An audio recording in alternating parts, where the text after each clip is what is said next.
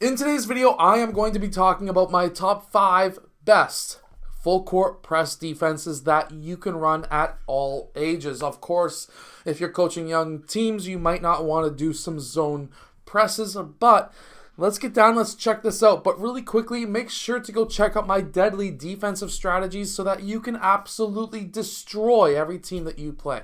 Let's get down and let's check out these defensive plays. So red is going to be defense as usual, and we're going to start in the 2-2-1. Now, while this may be my number 5, there are reasons why I dislike it, and there are very easy ways to beat it in my opinion. It is a very strong defense, and a lot of teams use it because they act like it's absolute death. So in a regular press break, you're going to most likely have players in the corners, and they're going to usually try to feed the man back down the middle. That's just how press defenses work. Player 1 and 5 are going to be trying to trap early, most likely. Now, not always. They may try to just go single coverage and try and force the trap down court, and I'll show you the 2 different options there are there. But if you're playing it strong, they're most likely going to be playing it like this.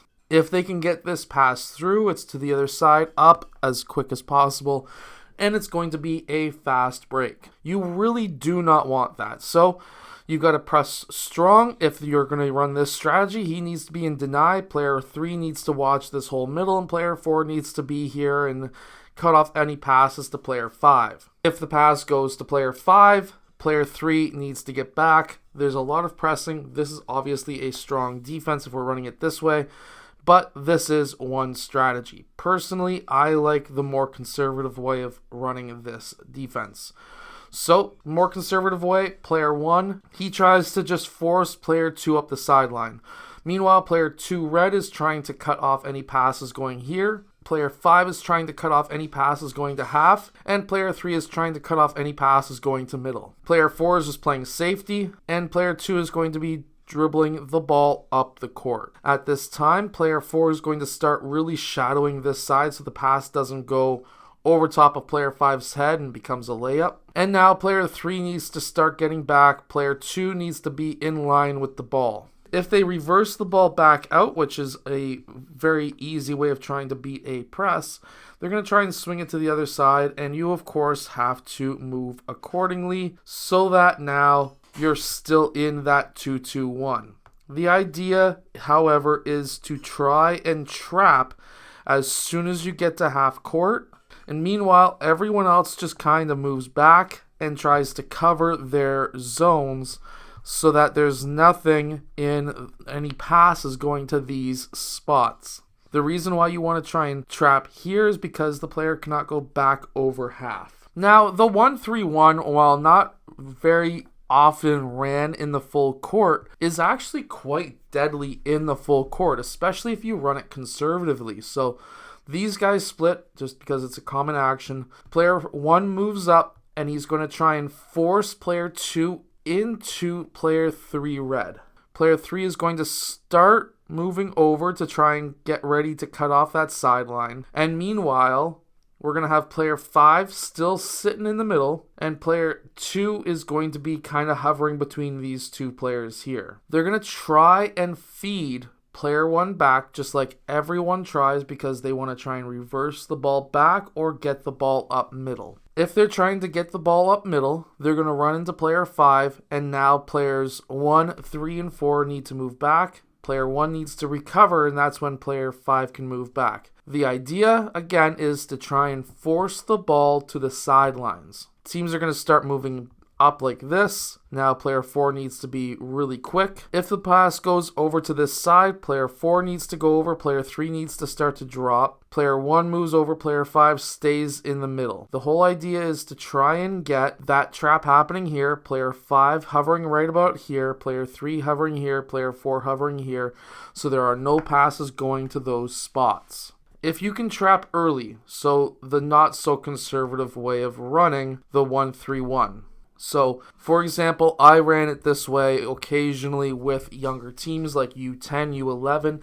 Yes, you can hate on me for running a zone full court press, but the league allowed it. It was the CYBL league, and guess what? If you allow it, I'm running it. So inbounds, trap right away. Player 3 moves over. Player 2 moves back. Player 5 moves up. The whole idea is to trap as early as possible if they get that reverse pass. Player 5 needs to be on that man right away. Player 2 needs to be up.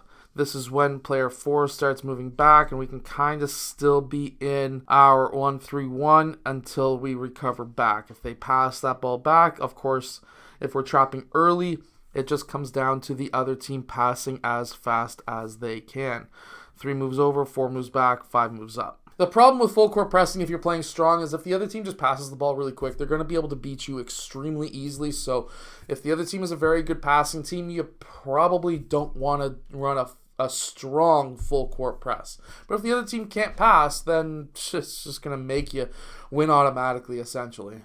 Okay, so in our third full court press, this is going to be run and jump. We're running a man-to-man defense. And now at this point, let's say player 2 takes 2 dribbles up court. Player 1 and 2 at this point are going to run kill, or some coaches will call it kill. Other coaches like myself will call it blitz. And the whole idea now is these 2 players are double teaming. Player 5, 4, and 3 are triangle zoning up. So it's like a triangle and 2.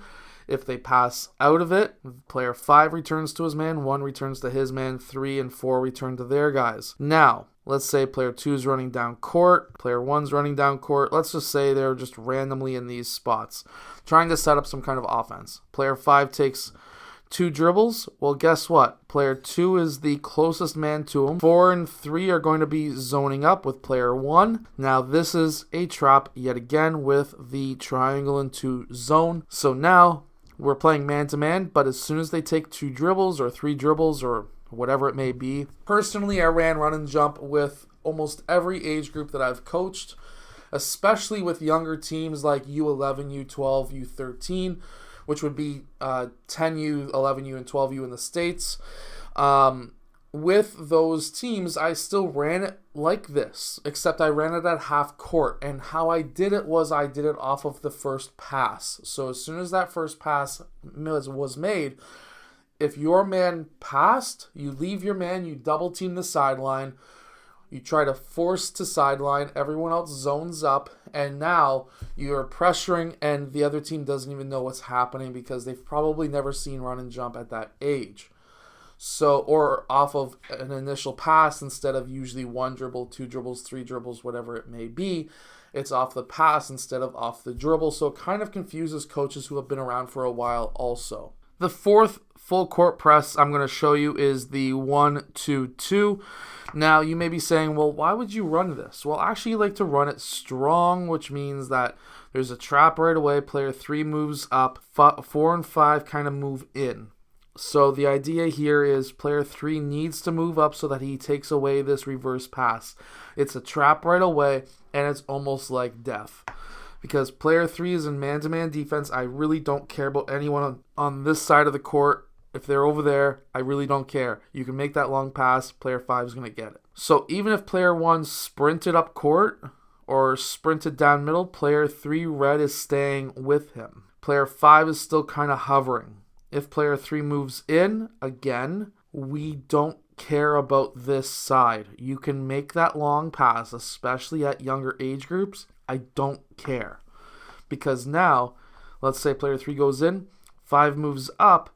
Well, if player 1 is sprinting down court, player 3 is now in this position. He's switched. He should be talking and saying, switch, I've got middle. And now that long pass is no longer there. So we've done a little bit of a switch here. I like to run it strong. 1-2-2 is absolutely deadly and can probably destroy quite a few teams. If you run it this way, strong, where you're getting that initial trap right away. Now, you're going to laugh at me at this next one, but it's a diamond, like what I call an inverted diamond. So usually you go 1-2-1-1. Well, now you're going to go 1-1-2-1. And the whole idea is just to put a little bit of pressure on the defense initially. These guys now are in a diamond zone. Player 1 is manned up. If they reverse that ball, player 1 stays there. They try to push up middle. This line moves back just a little bit. Let's say they reverse it out here. Player 2 stays middle. Player 1 moves over and forces sideline. If they move back or if they move up like this, which they usually will, player 5 starts taking this side. Player 3 starts taking back. Almost drops like a 1-3-1. And then the idea is, of course, to trap up here.